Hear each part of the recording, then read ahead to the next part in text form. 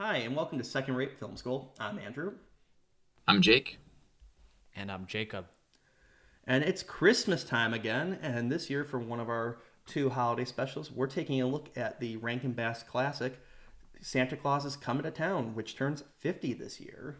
Came out December 14th, 1970. So I'm sure 1970 was a better year than 2020, but still. Because we got this, that's why it's better. Jumping right in. Yep. I love the level of importance this ascribes to the story. But when you're a kid, this is a very important tale. Well, it's very much like Rudolph, which came out in '64. You could click the link below for our commentary, but that also had the same gimmick of opening up with newsreel footage, making this like, oh, this is a true story, kids. This happened before you were born, though. Rudolph, you don't know how many years prior to 1964 this is obviously hundreds of years ago, apparently. But you got Fred Astaire I'd say here. it's very timeless. Yeah, SSD. Mm-hmm. It does. I mean, you can take a time period away from the art style, but the story itself is intentionally pretty vague and timeless. Yeah. Yeah. Fred Astaire. Mm-hmm. This is probably my favorite of the Rankin Bass specials.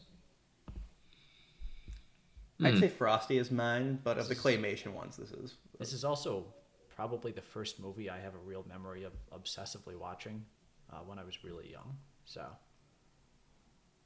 it's This. I'd say this is the best prequel ever made.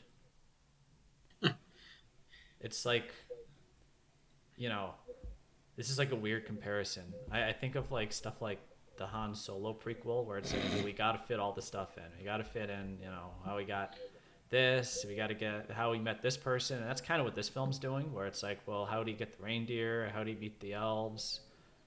But you know what? It's a cute and very concise narrative, and it's very well done. Yeah. Well, and that's the thing. Romeo Muller, I think is how you pronounce his name. He was the writer. He did a lot of these writing for these Rankin Bass specials in this era. And like that's the thing. It's like he wanted to do the origin story for Santa, but he like acknowledged that every culture has their own different version. So it's like, okay, how do I create this? So it's like, pretty much none of this mythology is from anywhere else but here. That it's a complete invention by this guy. It's very much like with the Wolfman. With I'm blanking on the writer's name. I'll put it up on the bottom of the screen. Kurt Cedermack, I think, actually. There were werewolves and werewolf mythology, but he's the one who created Full Moon, Kill 'Em with Silver, Silver Bullet, etc., and all that. So it's very similar here. It's like, okay, why does Santa have flying reindeer? Okay, well, we'll see, because they had to break out of jail. Why does he have a beard? Because he's a criminal. They're just very having, jail. They're having fun with Yeah. it. There's not much of a greater pretense to it. It's just how Santa came to be and how he's a good and selfless person. Yeah. And that's what the holiday is about in the, or at least in the context that they're selling it to us here. Yeah, I mean, And it's that's not great. It's That's not meant okay. to. Yeah, you're not meant to think about it too deeply. It's just it's like he came up with like, okay, well, how do kids want to know why he has reindeer? Okay, well, let me explain. And then, it feels very charming. It doesn't feel nearly, back to your Solo comparison, it doesn't feel nearly as soulless and corporate. It's just like, how do I tell a good story about the origins of Santa Claus? If this movie was made today, it would be an 18-episode miniseries. Yeah. Well, what was the movie with the Big Lebowski guy in it about Santa Claus? Just Santa Claus. Yeah. It's just interesting, I feel like every decade or so you get the origin of Santa Claus film that comes out, whether it's a TV special, a cartoon, or a movie. This is definitely my personal favorite, and probably the most well known. Yeah. Well, Rankin Bass actually. I say my personal favorite as if I've watched any of these other ones. I did not watch Santa Claus with the Big Lebowski.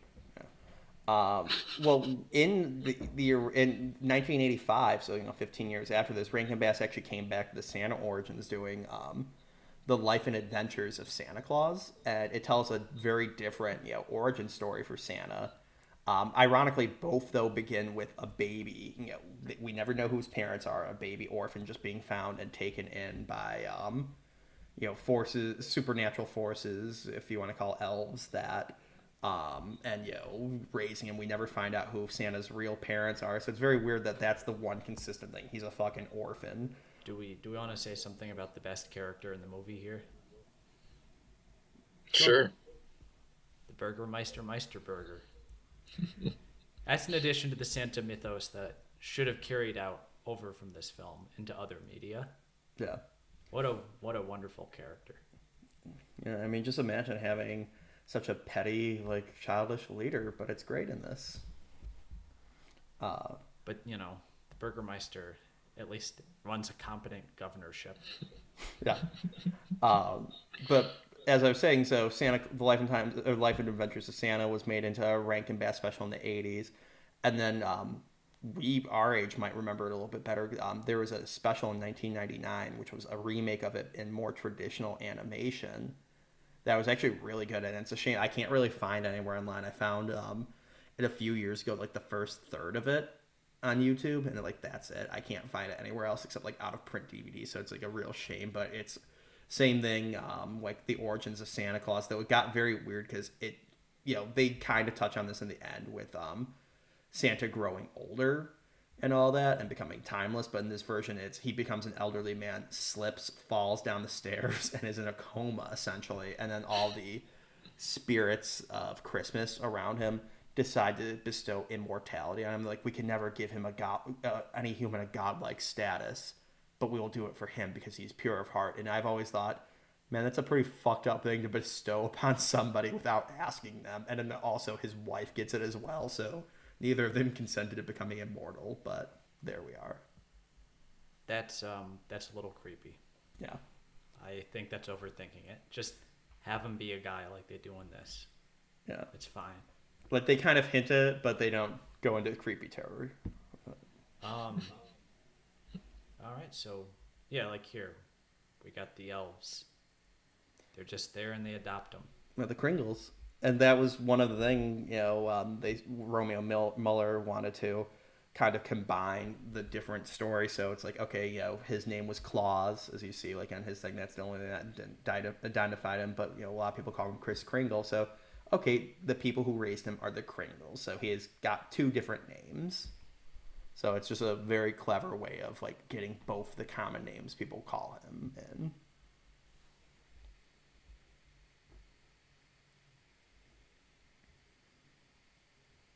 But yeah. I think the simplicity just helps the fact that they just didn't have much time to they just had to get it done in an hour and that's it. Well, and this is a little bit longer than Rudolph, twice the length of Frosty. So this is like one of the longer classic ones. I think Year Without Santa Claus is around this long in length, but just love the first one. I love the stop motion here. It's like very quaint, and obviously it's not at the level of something like Aardman or anything like that. But I think that's part of the charm, and it gives it sort of like a rustic feel that I think is what makes these things so distinct and memorable. The Rankin Bass films. It's like the figures are pretty basic, and the movement's a little janky. It's not super smooth, but I think that contributes to the art style in a weird way. It has a nice art style unto its own with these figures, which have a nice stylization to them and everything. They're very bright and cute looking. But the jankiness in a way kind of, again, gives it like that homemade feel. And I think this is the best stop motion they did in any of the big ones I watch every year. Rudolph was obviously the first real one they did, so it was a learning process. But I think this is still better than 1974's Year Without a Santa Claus. I don't know, maybe because we're watching this much nicer quality DVD versus my VHS rips, but still.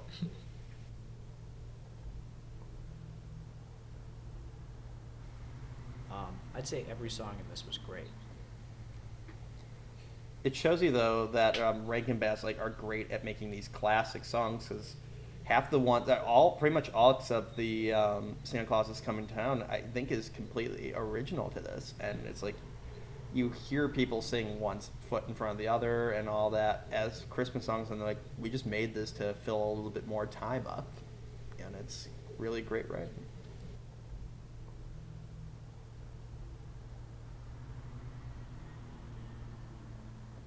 What? I should look this up more. What were the budgets and the timeline for making these things, for making these specials? 2 months. Do we? I mean, like, do we No, actually I'm kidding. know how No, much I don't time it know. was? Because it's I'm like, I mean, joking. we're like talking about we're talking about that, but on the same token, like they have like pretty famous actors in this for the time.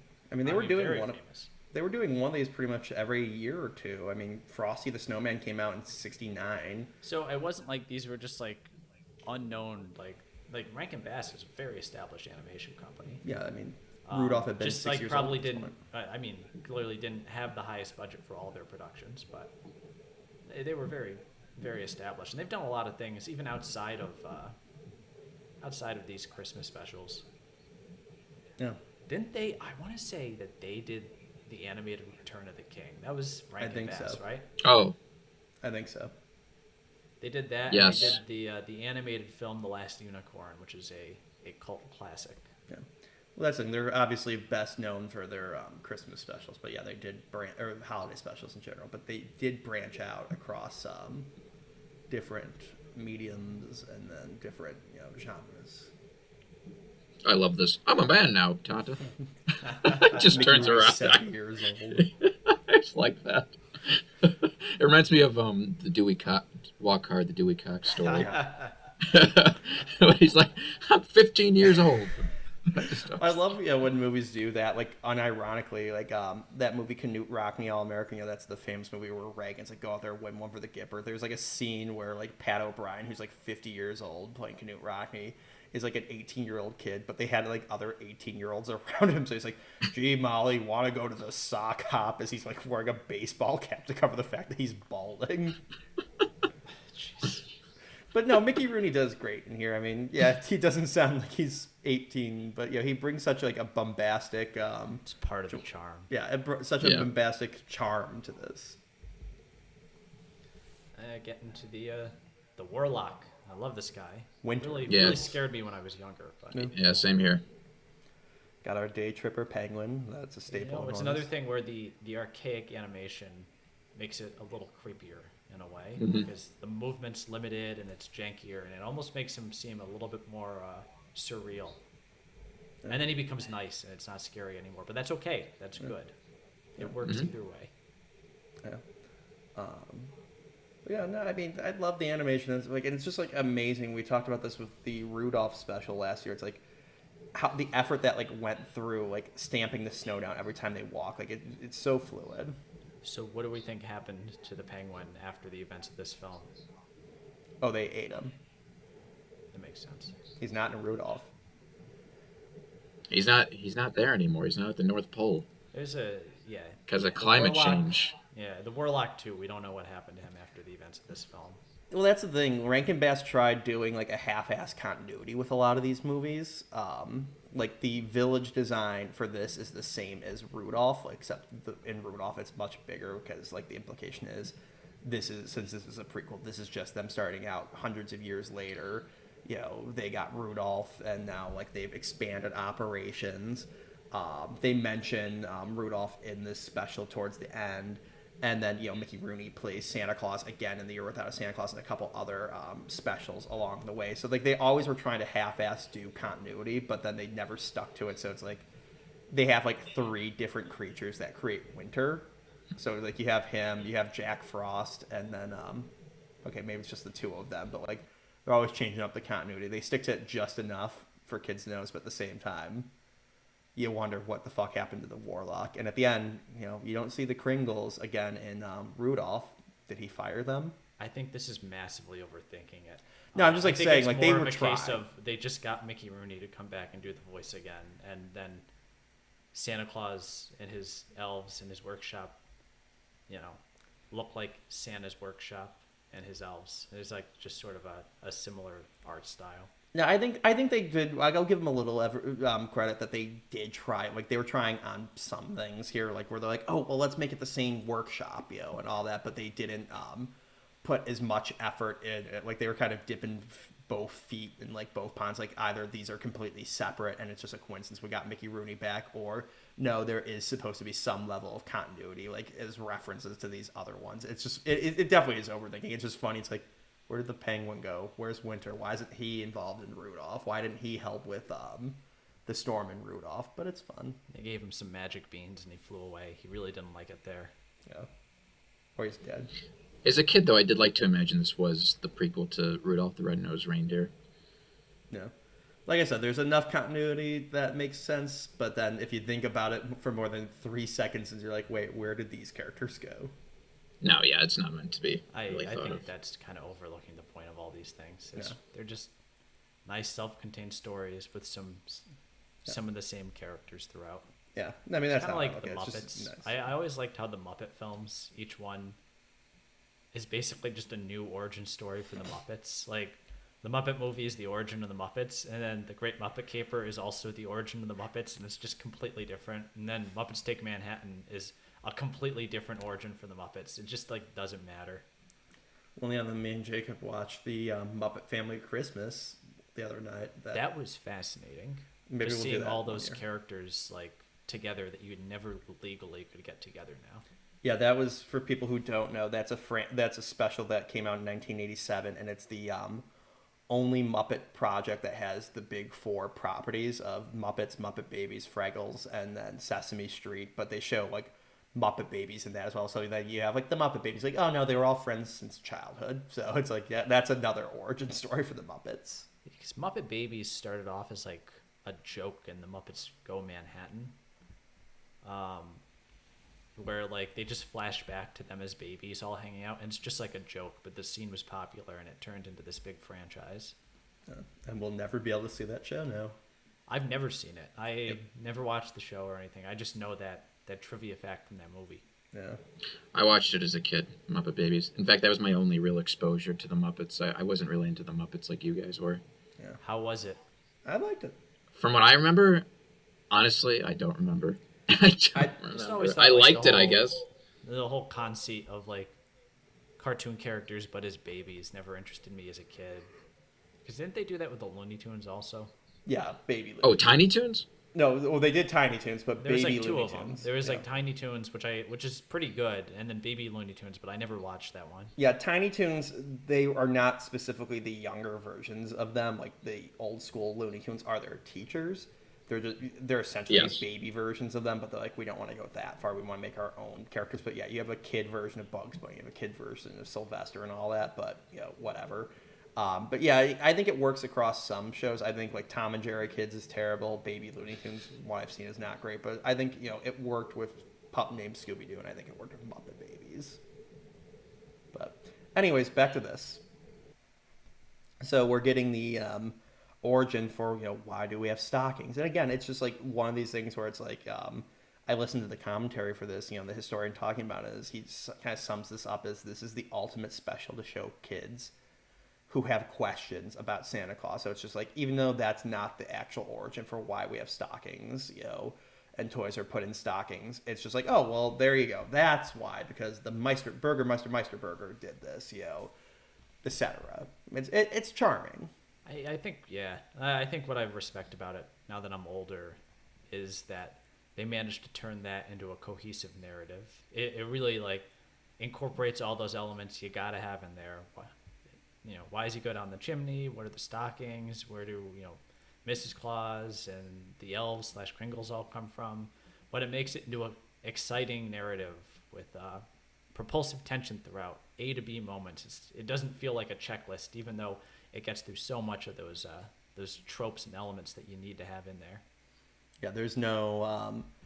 There technically is the moments like, what is your people's name? I have no people. Then we'll call you Solo. Like, I know they kind of have a cause, but like it feels a lot more natural. Like there is a checklist element technically, but like they work it into the plot a lot more naturally. It feels like, yeah, this is the reason why. This feels like this was a fairy tale story that they adapted. That it's not just a, let's do this.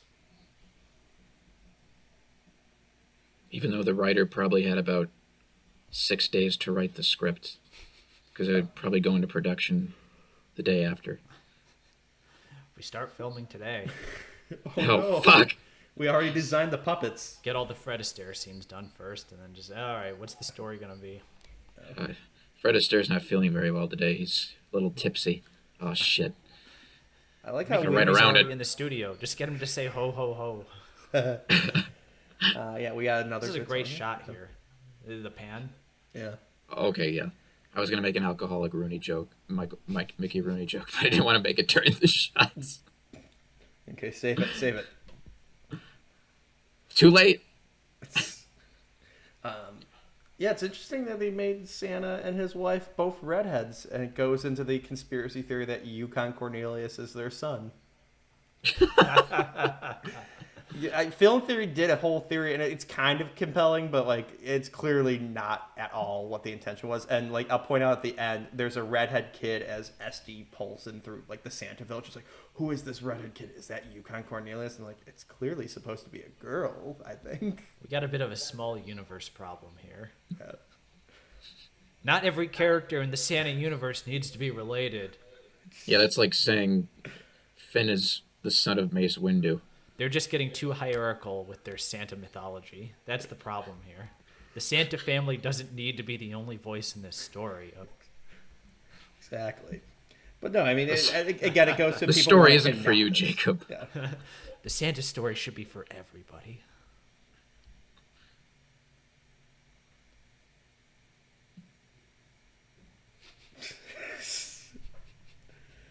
I could never have. Why are you laughing?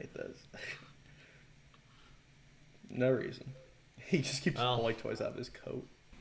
Yeah, I know we were making fun of it a little bit earlier on, but I still just can't get over like a 50-year-old Mickey Rooney playing such a young character. Getting flashbacks to like a pup named Scooby-Doo where like a 50-something-year-old Casey Kasem is pretending to be a little kid. Just expecting Mickey Rooney to start complaining about his failed marriages or financial problems. Yeah, I do like how the bad guy in this is pretty like Germanic, and it's like, yeah, this is like, only 25 years after the war ended, so this would be like the equivalent of like all of our bad guys looking like Saddam Hussein and like Christmas specials, I guess. What? No one wants to talk about the Gulf War? Well, no, I think this doesn't really take place in a specific time period. Well, no, like, I mean it's just like it's got like an art style. Yeah, but... no, I mean it's not supposed to obviously be Nazi German, but like I think like that's where a lot of people like their mindsets go to the Germanic old World War I style helmets. Like it's kind of reminiscent, like enough to draw a line. Like, yep, they're the bad guys. I might be wrong. I might be looking deeply into it.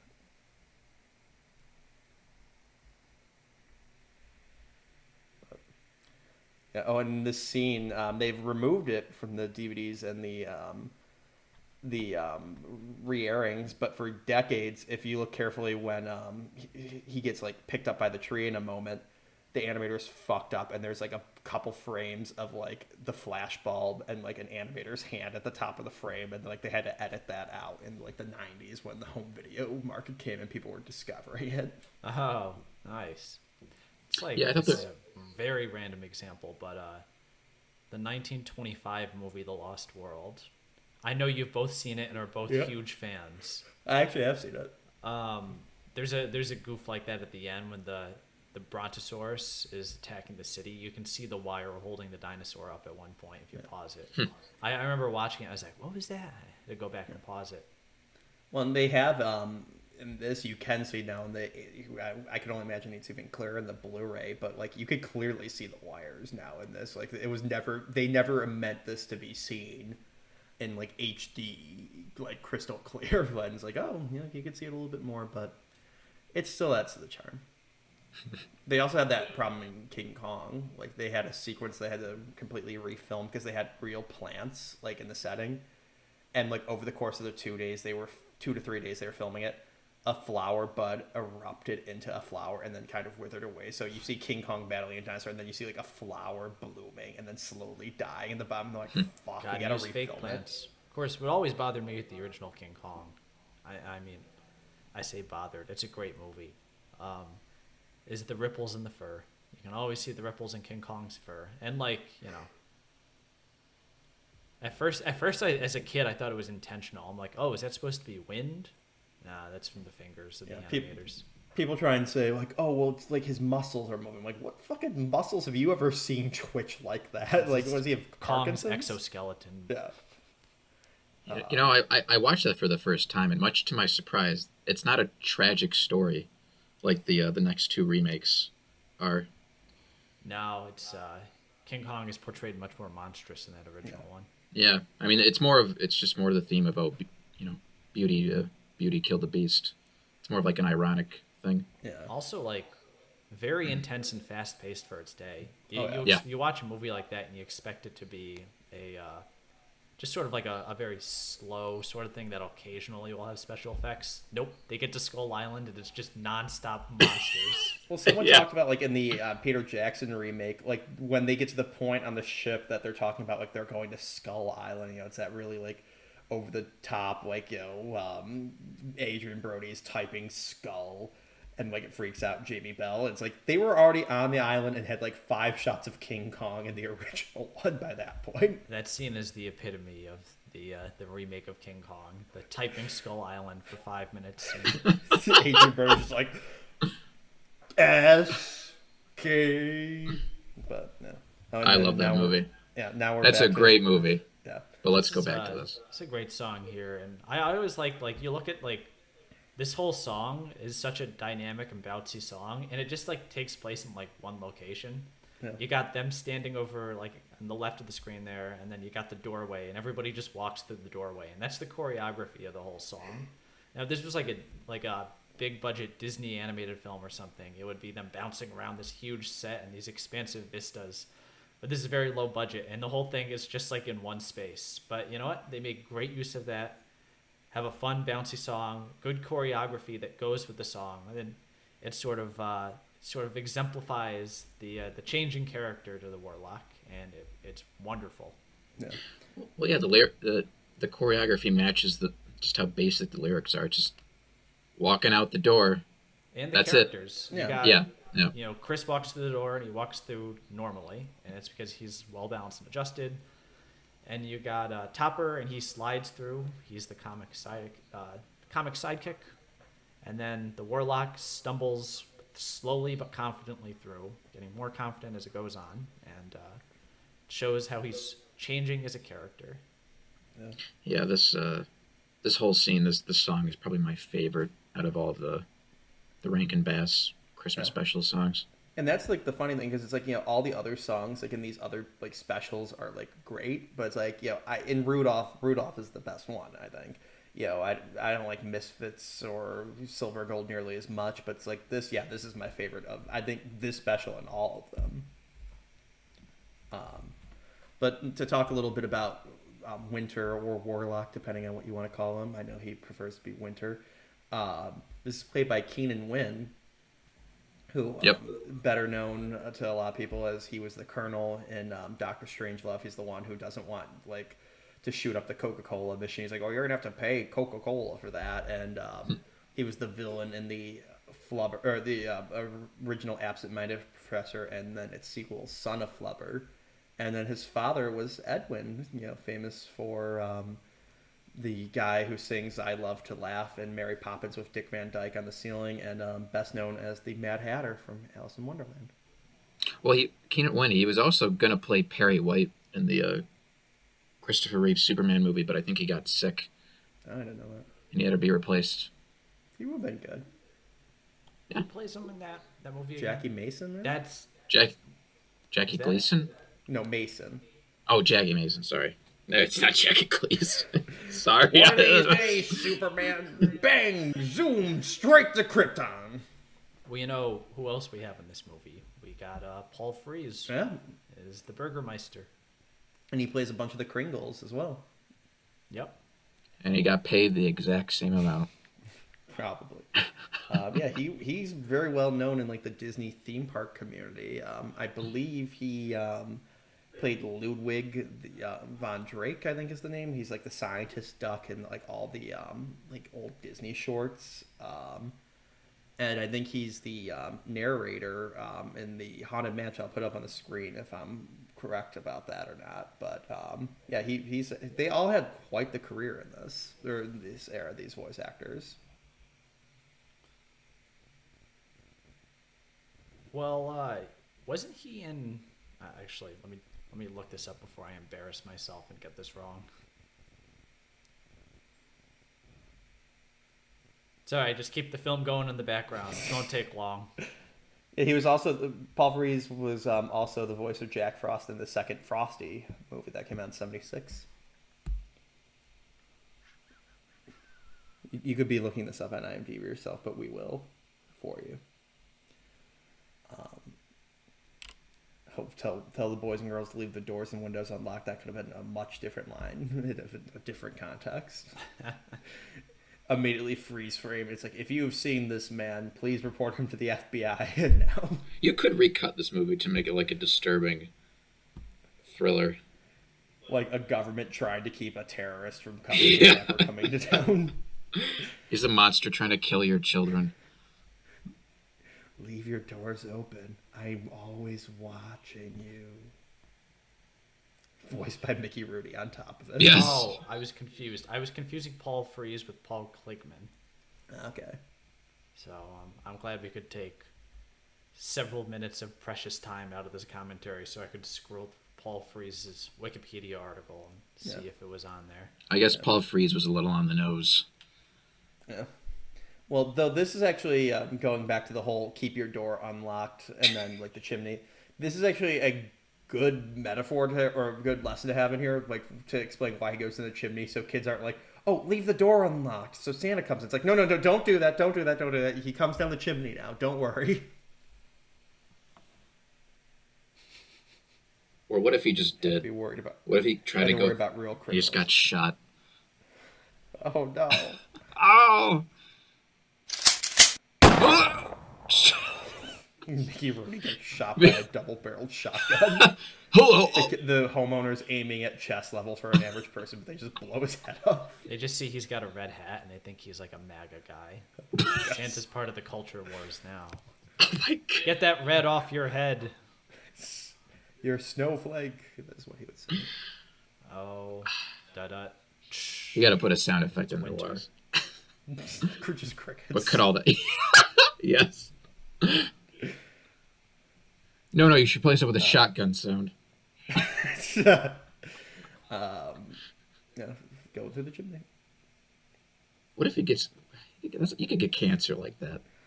Doing I that. was gonna say Egan's gonna get stuck like Phoebe Cates' father in Gremlins. Oh. God. That's why I don't celebrate Christmas.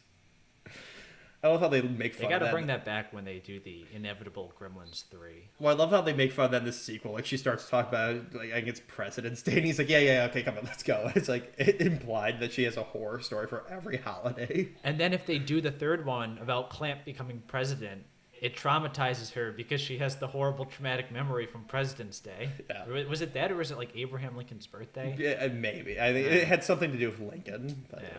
It's not going to be a Gremlins 3. It's going to be a Insert streaming service. 8-hour miniseries. Okay. I was going to say hopefully Dick Miller comes It's back, but he's sadly HBO passed. Max. That's a Warner Brothers property. Oh, sorry, excuse me.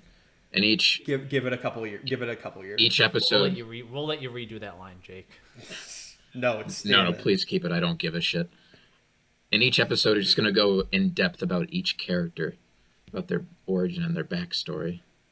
Yeah, they'll give the Dick Miller character, like, he'll be recast by someone, but, like, give him, like, a huge backstory. Yeah, it'll about slow everything down.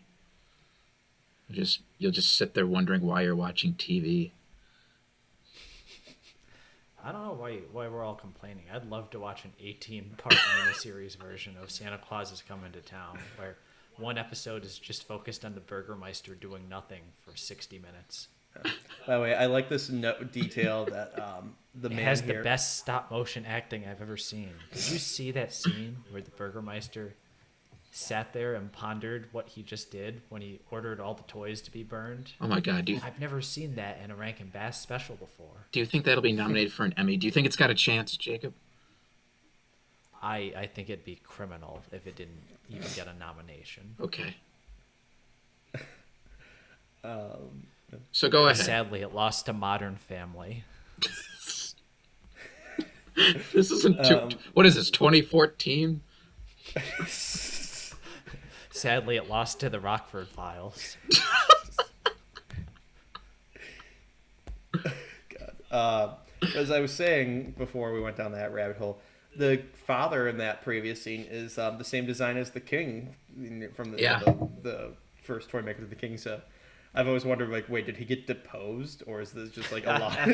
No. Or is that like his illegitimate bastard son who didn't have enough power to keep the throne? No, what probably happened is the guy with the puppet, he had like 2 hours to make the new puppet, and he just saw that design. He's like, all right, I'll just make that.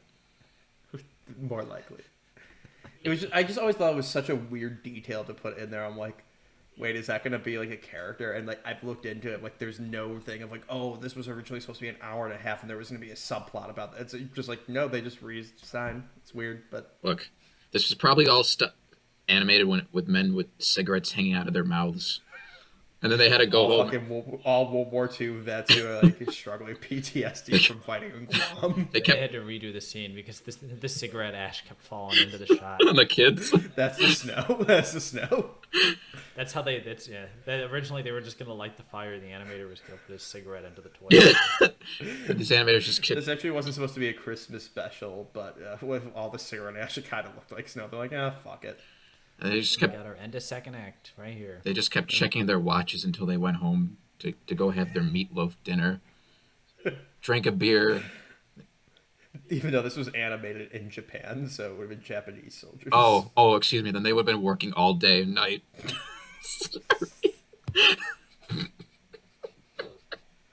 They're getting over the occupation just ending 2 minutes before they filmed this. We're cutting all that out. That was pretty funny though. Yeah. What? They work very hard. All right, now we're getting to the. Now we're getting into what? Now we're getting into her song. Oh, this song. Yeah, this is where This you is the- can see the Japanese So influence. it turns a into little like an acid-fueled night. Oh, this song. This is Whoa! This is the song that you fast forward when you're 6 years old. And then this is this song you fast forward to once you're 16 years old. I don't think so. bit. All right, This so is some trippy stuff. on a scale of 1 to 10, how hot is Mrs. Claus? Not now. Anyway, in this scene, you can see the birds take her hair down, and it symbolizes how she's free now. She's less uptight. Ah. I guess I didn't notice that because I always fast forward this scene. Also, that flower wasn't supposed to be there. It just bloomed over the 30 See, days they filmed people it. like you are the reason why they cut the "When Love Is Gone" scene from the Muppet Christmas Carol. You got to appreciate the slow songs too, even though as a kid it's kind of dull. I don't want to know about At love. least Very with When Love Is confusing. Gone played an important part to the plot. I mean, other than like Jessica about to have an orgasm thinking about Chris or something, I don't know. Like, do we need this? She fell in love. It's okay.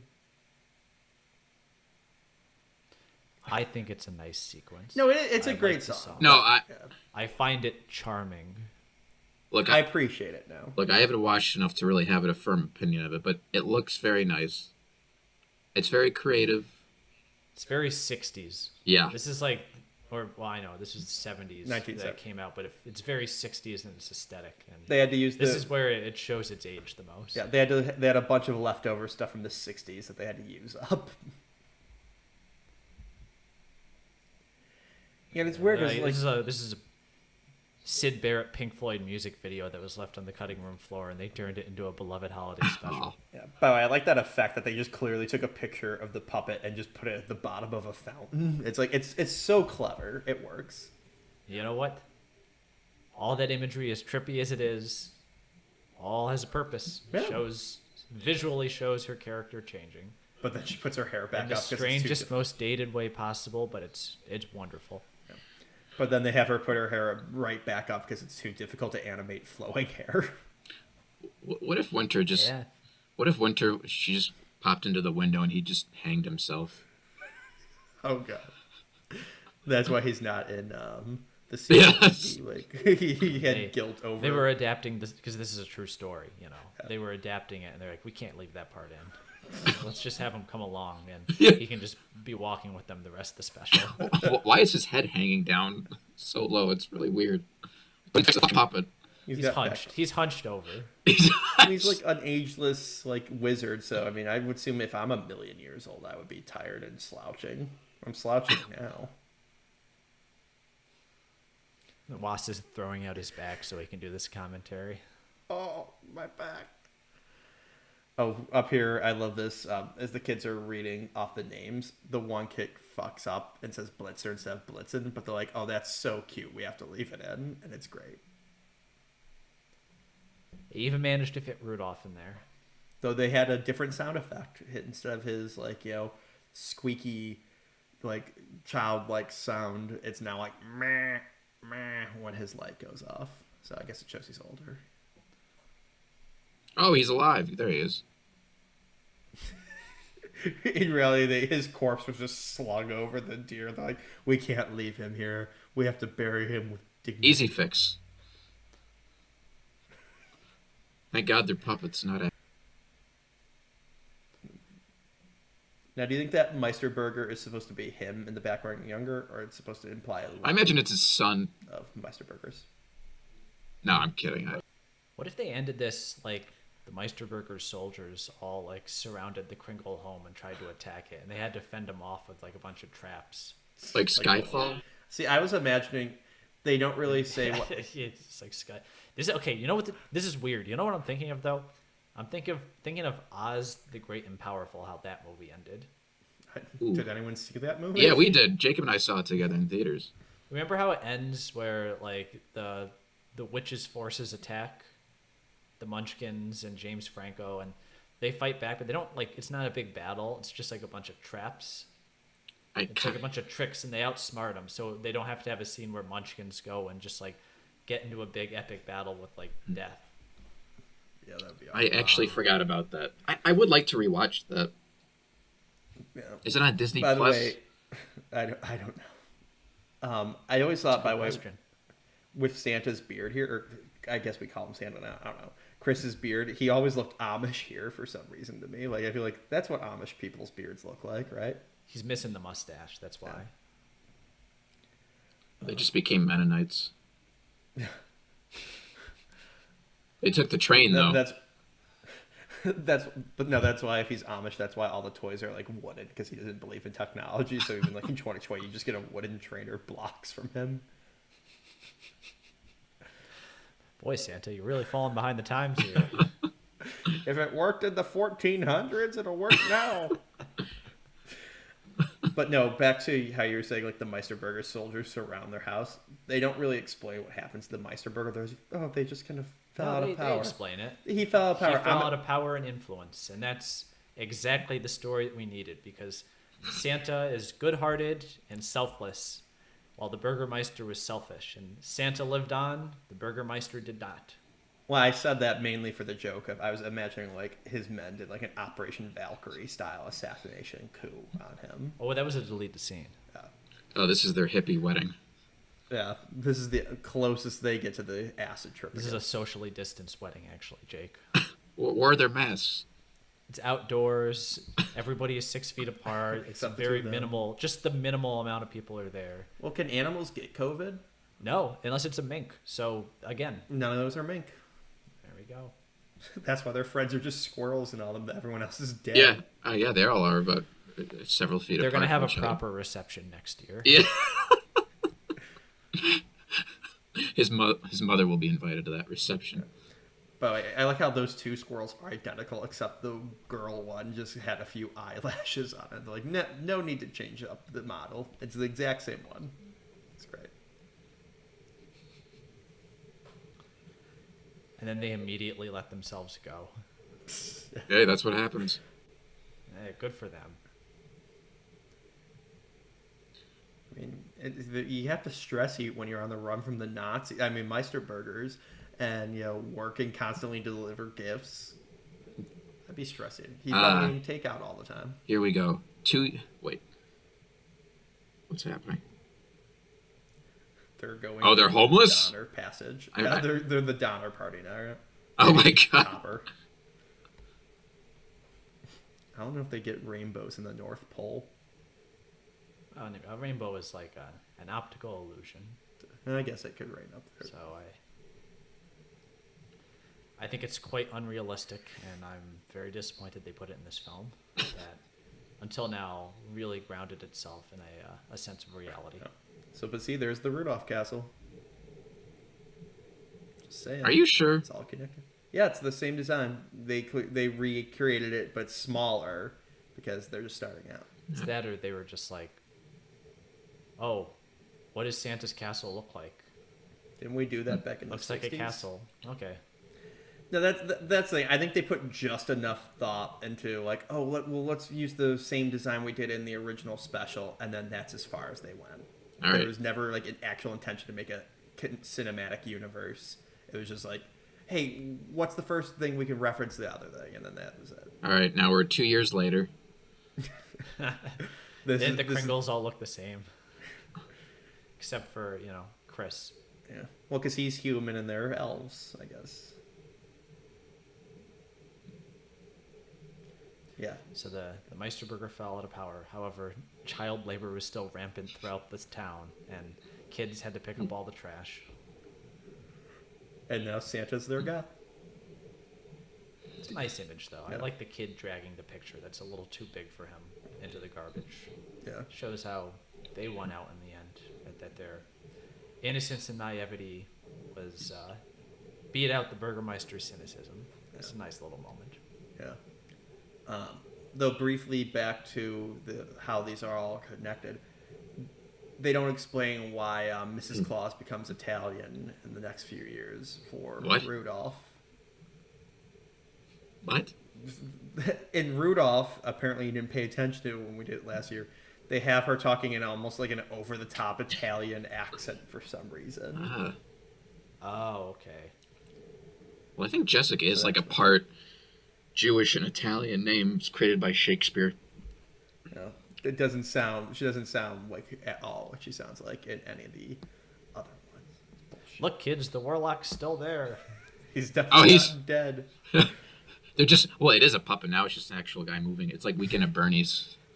They can't break it. They can't break it to Chris. He'll like stop working if they think if he knows his friend is dead. Santa's never been very good at accepting a loss. He has the Kringles do a Weekend at Bernie's routine to make it look like the warlock's still there. Please, I can't bury him. I can't say goodbye.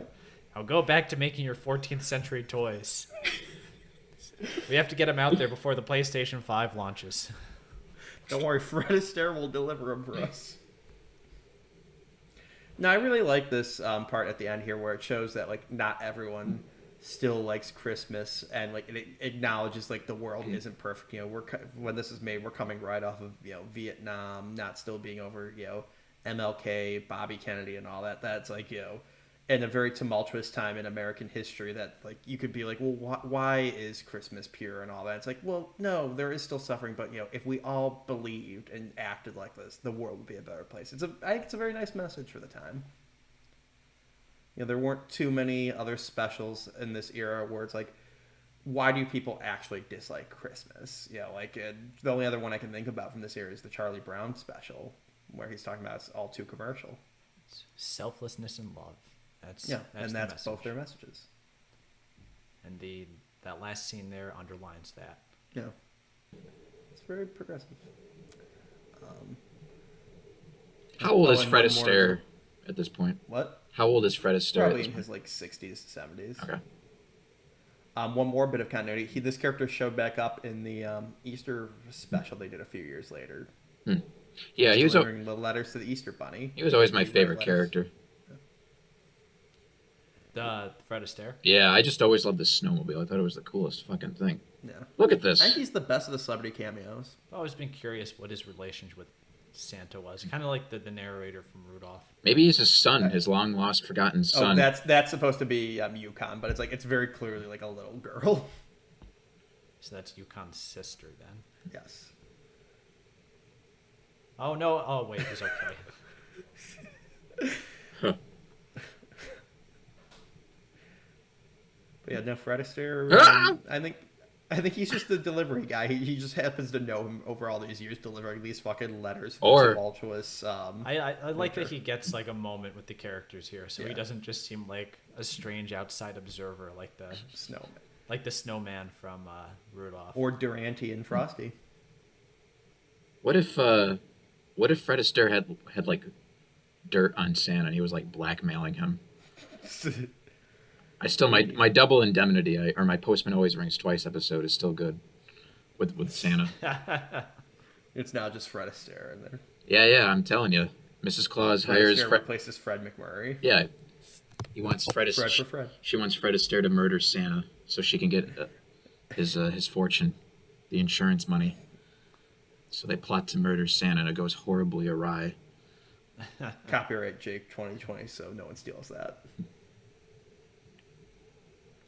But yeah, we're wrapping up, and it's another can't great do Christmas this. special here and gone.